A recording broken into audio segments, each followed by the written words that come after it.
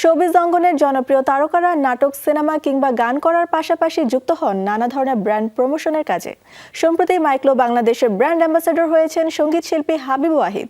রাজধানীর একটি 5 তারকা হোটেলে আয়োজিত এক সংবাদ সম্মেলনে জানা যায় বিস্তারিত।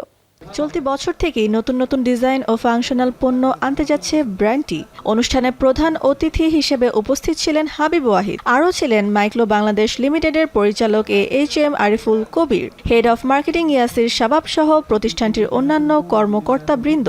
জানা যায় হাবিব ওয়াহিদের সঙ্গে এই সহযোগিতা যোগ করবে নতুন উদ্দীপনা ও সৃজনশীলতা।